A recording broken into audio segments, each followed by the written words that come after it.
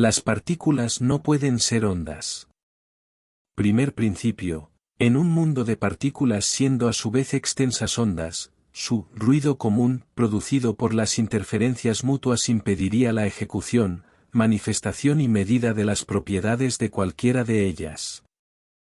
Amigos, soy consciente de que en un mundo de adoración ciega a la mecánica cuántica y a sus enseñanzas es un horrible pecado no estar de acuerdo con ella, y mucho más criticarla. Pero bueno, yo como soy un auténtico pecador estoy obligado y me atrevo a hacerlo, lo siento. En este caso me refiero a la consideración y creencia de que las partículas son sobre todo ondas, cuando en realidad las ondas consisten en oscilaciones de fluidos materiales que no pueden desplazarse, como es el agua, aire, campos de gravedad, magnéticos, etc.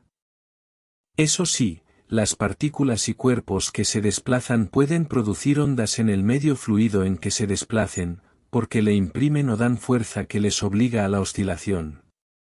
Lo que nunca ocurre es una onda en el vacío, es decir, que el vacío oscile. Entonces, y refiriéndonos a nuestro caso el de la luz como onda electromagnética, nos preguntamos: ¿bueno, en qué consiste esa onda electromagnética? 1. Pues tal cual nos lo explican, tendría que ser una partícula, por ejemplo el fotón, o el electrón, que puede crear a su alrededor un campo de fuerzas ondulantes de entre 10 elevado a 14 y 10 elevado a 20 su diámetro como mínimo.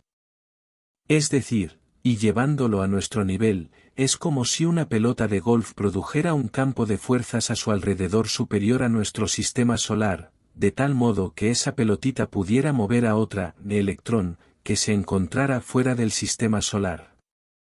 Por supuesto, ese campo de fuerzas oscilantes tendría un gasto gigantesco de energía, puesto que como sabemos toda oscilación tiene un gasto continuado de energía.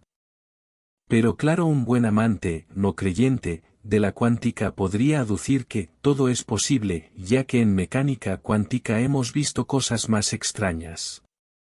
Pero claro, si consideramos a las partículas como los electrones de ser también ondas, entonces tendríamos otro problema. 2. Que en cualquier lugar, como por ejemplo el dispositivo de simple y doble rendija, hay billones de electrones en las rendijas, en el aire, en la pletina, en la pantalla, etc., y todas con el mismo tipo de onda, con lo cual todas colapsarían en un mar de ondas similares, donde ninguna produciría ningún efecto apreciable. Por tanto, los electrones como los fotones y cualquier otra partícula no son ondas interrelacionadas, engarzadas e interdependientes unas con otras, sino solo partículas puntuales y materiales autónomas que pueden tener sus propios movimientos, cambios, cruces, etc., sin depender unas de otras. 2/2. Resumiendo, un mundo compacto de ondas entremezcladas, simplemente colapsaría y no podrían funcionar ni ejecutar cada una de estas ondas su potencial por separado, todo sería un caos ondulante sin capacidad de manifestación, evolución, transformación, etc. Pensemos por ejemplo en la superficie de un lago, donde llueve copiosamente y cada gota produce su onda. El resultado es que ninguna onda puede medirse ni manifestarse por separado, todo es un caos ondulante. Y peor sería un mundo tridimensional donde todas sus partículas fueran ondas con un increíble alcance como se dice tienen los fotones o electrones, mezclándose, anulándose, interfiriendo, etc., unas con otras.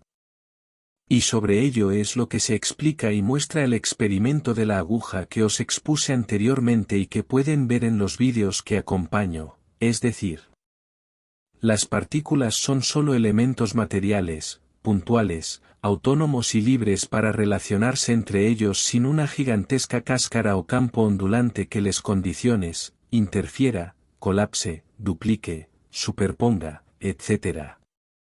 Entonces y resumiendo mis puntos de vista, tendríamos que las partículas no pueden ser ondas por lo siguiente. 1. No son interferencias de ondas, sino simples reflexiones de partículas sobre las paredes interiores y aristas de las rendijas donde se hacen los experimentos de simple y doble o más rendijas, como se puede comprobar en el experimento de la aguja. 2. No pueden ser ondas porque la inmensa extensión y alcance que se les da a estas ondas sería tan gigantesco que llegarían a medir más de 10 elevado a 20 veces el diámetro de las partículas, y tales ondas necesitaría un gasto de energía gigantesco y constante y que va contra todas las leyes físicas existentes. La energía no se crea ni se destruye. 3. No es posible que sean ondas porque la interrelación de todas estas ondas entre ellas en el mismo espacio cósmico, como se asegura ocurre en el experimento con rendijas, produciría unas interferencias infinitas entre ellas y no podrían expresarse, ni medirse, ni autointerferir entre ellas por sí sola, ya que como teorizan estas propuestas de onda-partícula, dichas ondas pueden manejar a sus partículas por medio de interferencias entre dichas ondas.